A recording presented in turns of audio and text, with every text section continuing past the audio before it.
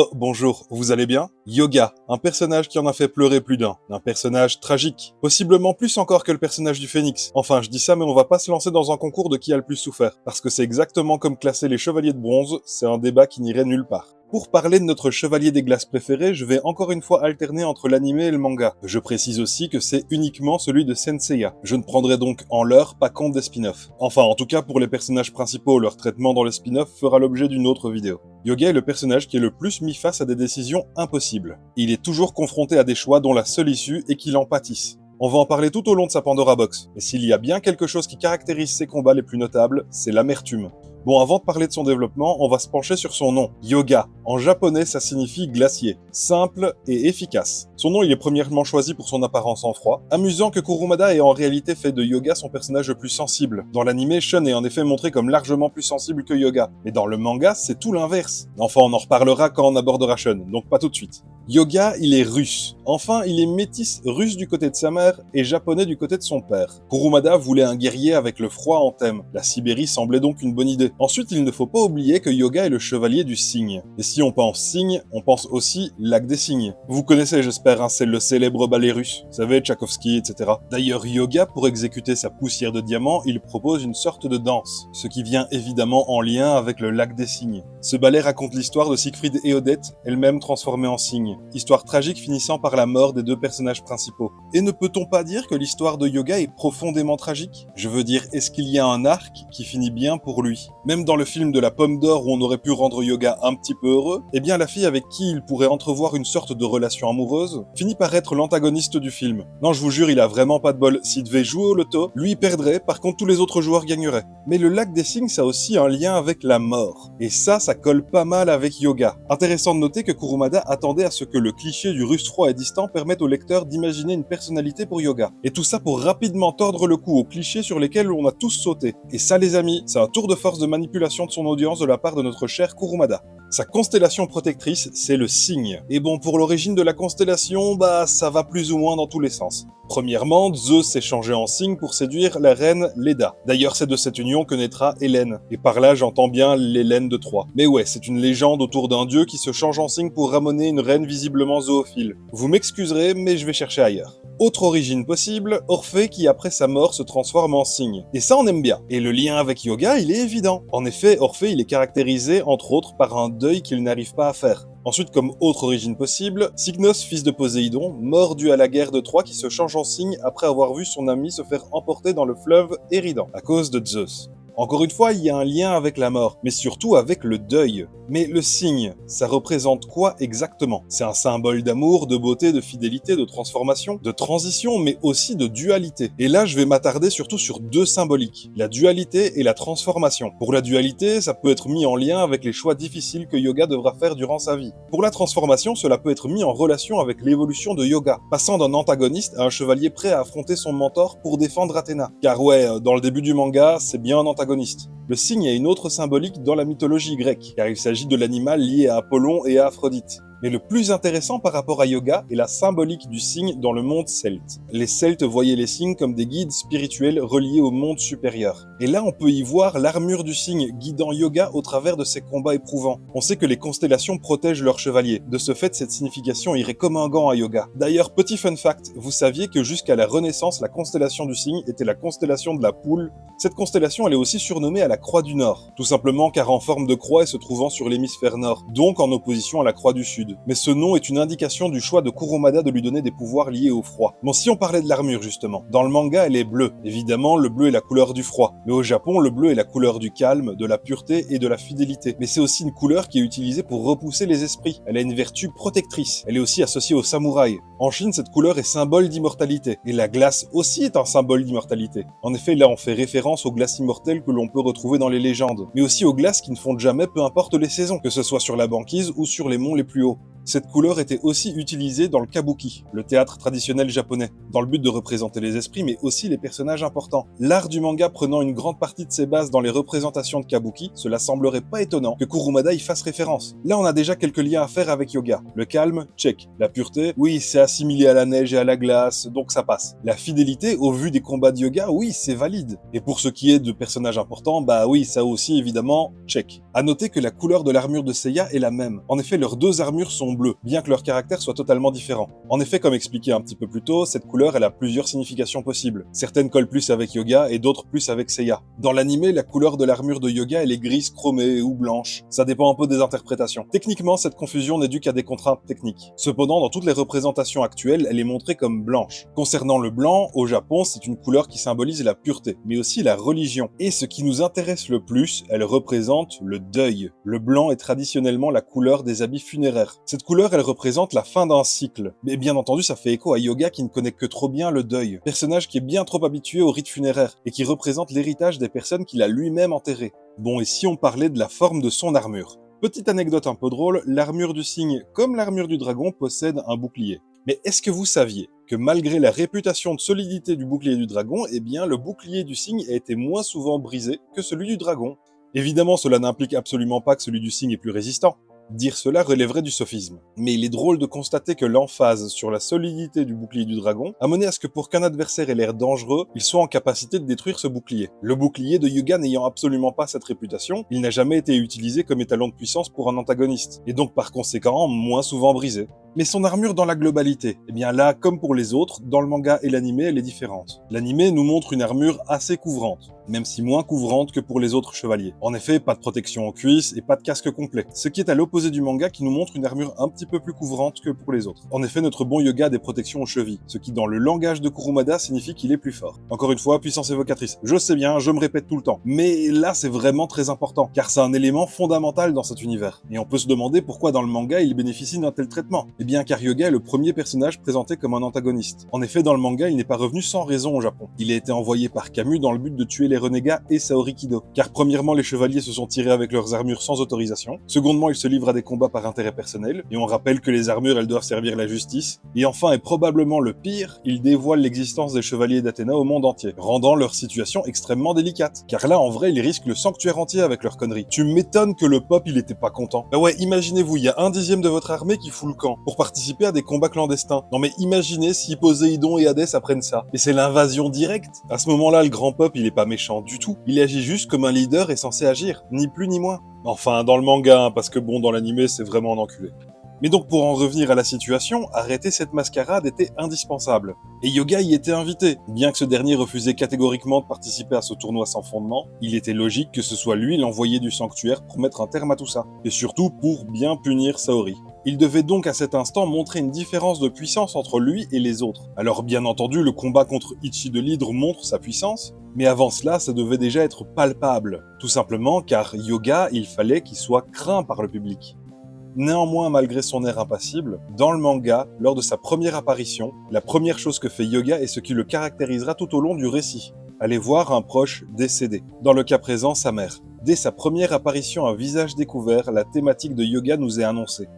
Rapidement, Yoga commencera à émettre des doutes concernant l'ordre qu'il a reçu de tuer les renégats et Saori. Clairement, il éprouve une réelle aversion pour Saori. Cependant, dès la fin du combat de Seiya contre Shiryu, il commencera à changer de camp. Et là, on a droit à la première fois que Yoga est face à une décision difficile. En effet, là, il doit soit obéir à Camus, son maître et professeur qu'il respecte et vénère, soit de se ranger du côté de ses frères. Parce que ouais, il est au courant depuis le début que les 10 chevaliers de bronze sont frères. Durant l'arc des chevaliers noirs, il affrontera le cygne noir, qu'il laissera volontairement en vie. À ce moment-là, il est le seul à avoir fait en sorte de laisser son adversaire en vie, montrant qu'il fait preuve d'une réelle compassion. Et justement, ce sentimentalisme qui le caractérise sera abordé plus tard. Mais il est important de préciser que dès le début, Yoga montre une certaine sensibilité. Il sera le premier à affronter Ikki d'ailleurs. Alors, pourquoi ça? Tout simplement car à ce moment-là, il est toujours vu comme étant plus fort que les autres. Alors le mettre face à Ikki et surtout le faire perdre face à lui permet de donner un nouvel étalon de puissance.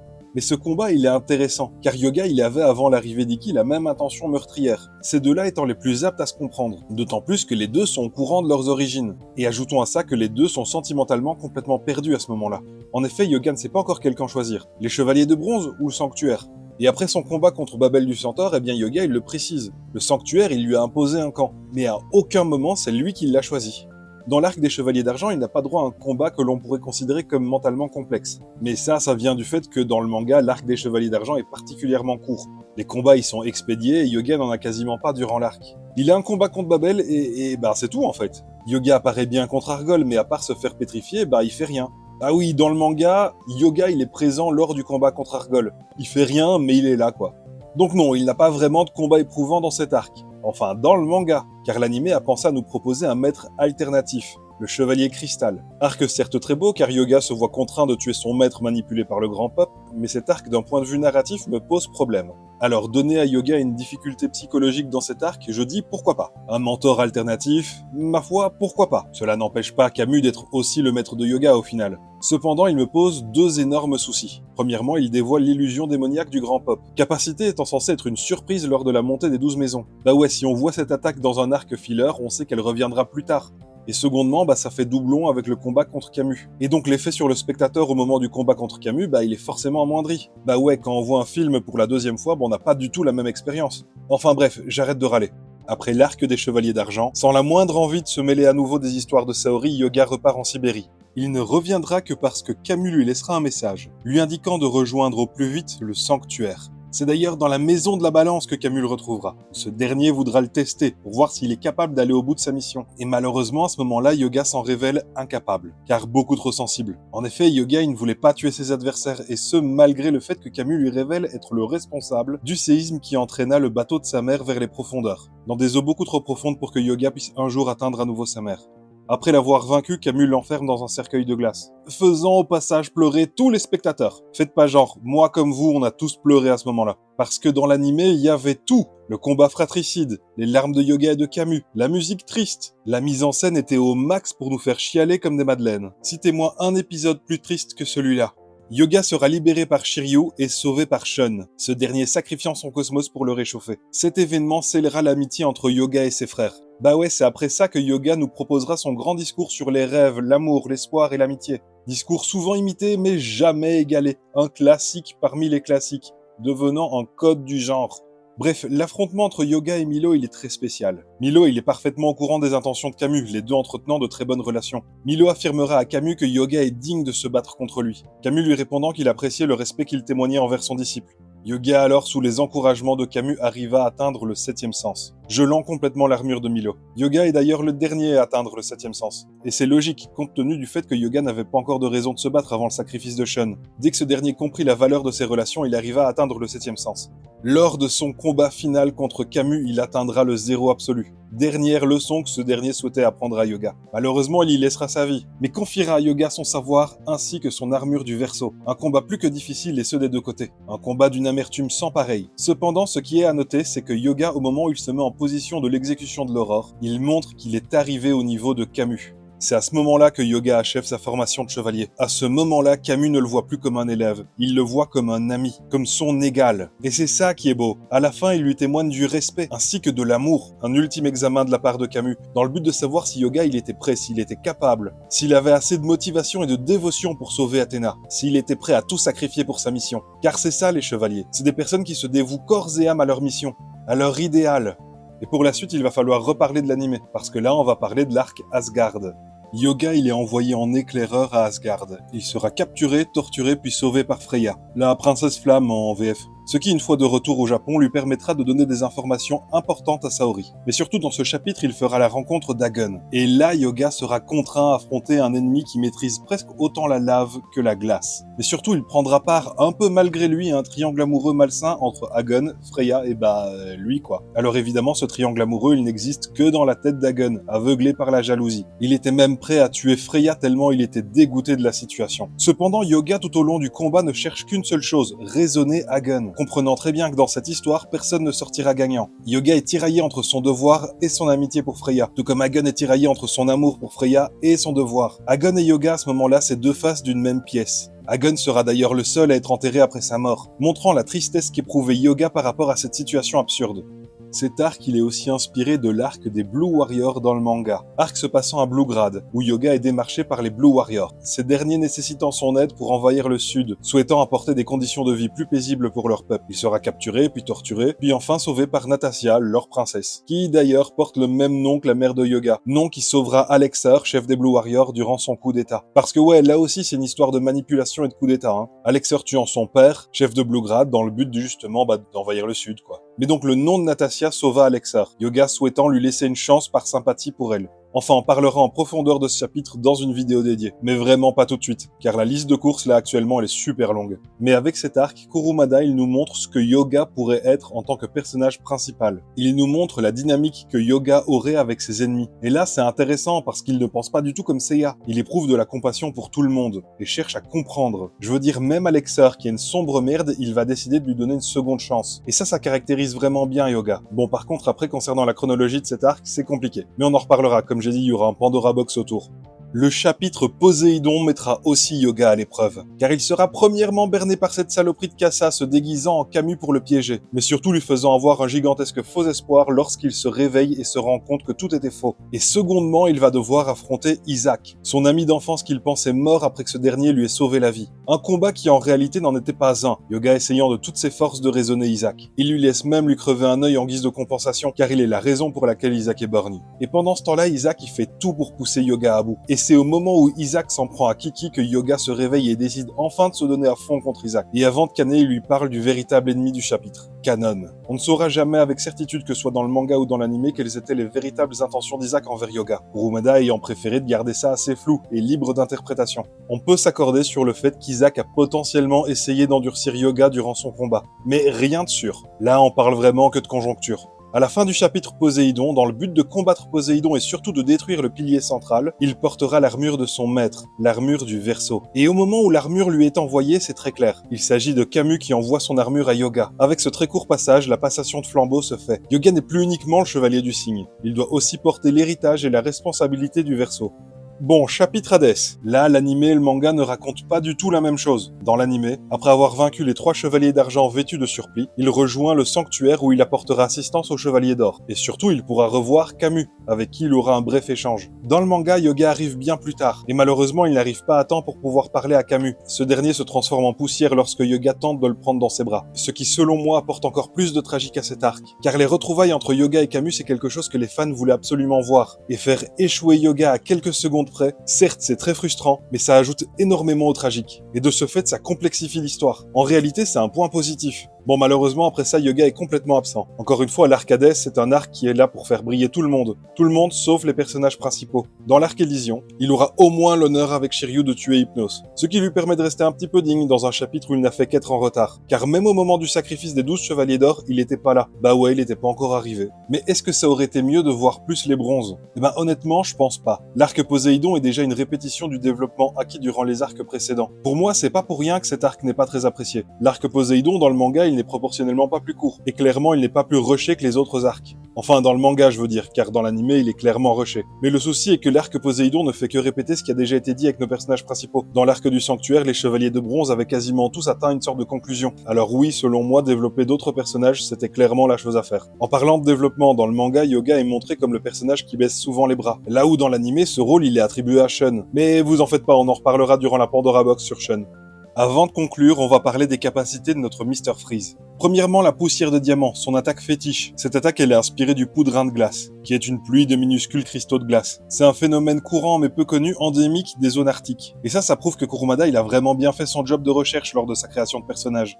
Secondement, exclusive au manga, Colonne Smerch. Littéralement tourbillon de glace en français. C'est un uppercut qui envoie un courant d'air glacé vers le ciel. Il s'agit de son attaque la plus puissante, enfin avant l'apprentissage de l'exécution de l'aurore. Exécution de l'aurore qu'on abordera lors d'un épisode sur Camus. Mais il est à noter que le Colonne Smerch, c'est une attaque qui peut représenter l'envol du cygne. Évidemment, celle à laquelle on pense tous, c'est le tonnerre de l'aube. Attaque exclusive à l'anime. Technique proposant une pose très proche de l'exécution de l'aurore. Dans l'anime, c'est littéralement une version light de cette dernière. D'ailleurs, après l'apprentissage de l'exécution de l'aurore, Yoga ne l'utilisera plus du tout. Là où où dans le manga, de par les natures différentes de Colony Smerch et de l'exécution de l'aurore, Hyuga continuera à utiliser les deux. Dans la version originale, cette attaque elle s'appelle Aurora Thunder Attack, montrant un lien entre lui et Camus. Mais surtout dans l'anime, cette attaque elle indique que Hyuga il est toujours inférieur à Camus, car il utilise une version moins puissante de l'exécution de l'aurore, d'où l'arrêt de son utilisation après l'exécution apprise. Tout simplement parce que Hyuga à ce moment-là il a atteint le niveau de Camus. On peut aussi parler du Koltso, qui signifie littéralement anneau en russe, qui est simplement un anneau qui incapacite ses adversaires. Mais c'est pas vraiment une technique très impressionnante, d'autant plus qu'elle fait office de version moins puissante du cercueil de glace. On peut aussi évoquer le zéro absolu, qui n'est pas réellement une technique, mais plutôt un niveau de puissance qu'il a acquis lors de son éveil au 7e sens. Pour faire simple, le zéro absolu c'est la température la plus basse théoriquement atteignable. Il s'agit du stade où l'agitation moléculaire est minimale. Pour faire simple, plus il fait froid, plus les atomes se déplacent lentement. Le zéro absolu c'est juste le moment où ils se déplacent le plus lentement. Si ça vous intéresse, la température c'est moins 273,15 degrés Celsius. Bon, au moment où j'enregistre, il est 4 heures du matin, il est temps de conclure. Hyuga représente un contraste. Kurumada voulait mettre en place un personnage froid et distant, qui se montrerait au fil des arcs de plus en plus sensible, et ce en montrant ses sentiments sans honte. Ce personnage, il est une leçon pour tout lecteur estimant que montrer des émotions fortes, telles que la tristesse, n'est pas honorable. Car Hyuga, il fait preuve de bravoure, mais aussi de tendresse. Il fait preuve de force, mais aussi de sensibilité. Il est strict, mais il est aussi très généreux. Mais surtout, il nous montre qu'un homme, ce n'est pas un bloc de glace. Un homme, ça éprouve toutes les émotions qu'un humain normalement constitué doit éprouver. Kurumada, avec ce personnage, nous envoie dans la tronche une leçon anti-masculiniste. Avec ce personnage, il nous dit d'arrêter de faire semblant d'être insensible. Il nous dit de nous accepter nous en tant qu'êtres sensibles. Il nous dit d'arrêter de jouer aux hommes alpha. Avec ce personnage, Kurumada nous invite à nous libérer du dictat stupide concernant la place de l'homme dans la société. Le signe représentant l'élégance, la finesse et la noblesse, mais aussi la sensibilité et l'élévation de soi. Si un jour vous pensez devoir consulter un coach en développement personnel, achetez plutôt les tomes de Senseiya. Il y a tout ce qu'il vous faut dedans et en plus ça vous coûtera moins cher. Voilà, on est arrivé au bout de cette chronique. Je vous cache pas qu'il fait chaud et que j'aurais bien aimé un petit coup de poussière de diamant histoire de me rafraîchir un petit peu durant l'enregistrement. Enfin, si vous avez aimé, n'hésitez pas à liker et à commenter. Abonnez-vous si c'est pas encore fait, ça fera brûler notre cosmos.